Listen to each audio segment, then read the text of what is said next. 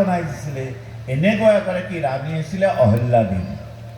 আজি অহল্যা দেৱীৰ ৩০০তম জয়ন্তী চলি আছে। ৰাণী অহল্যাই এবাৰ ৰজাৰ আগত ক'লে যে মহাৰাজ, মই গীতা কি আছে গীতা মই শুনিব খোজোঁ, গীতাৰ বিষয়ে জানিব খোজোঁ।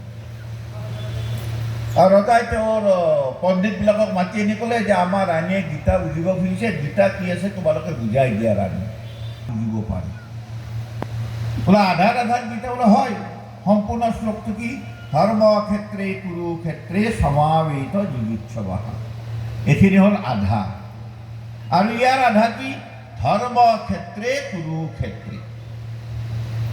তো ৰাণীয়ে কৈছিলে যে সম্পূৰ্ণ গীতাখন এই ধৰ্মক্ষেত্ৰে কুৰুক্ষেত্ৰে এই ৪টা শব্দত সোমাই আছে।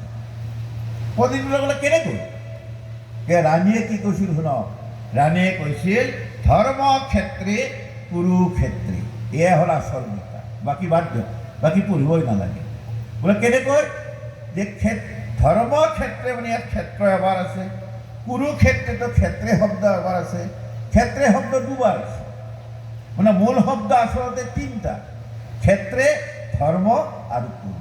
মই যদি এই ৪টা শব্দ যদি এনেকৈ কওঁ, ধৰ্মক্ষেত্ৰে কুৰুক্ষেত্ৰে, এই ৪টা শব্দ মই যদি ওলট পলটকৈ যদি কওঁ, ক্ষেত্ৰে ক্ষেত্ৰে ধৰ্ম কুৰু।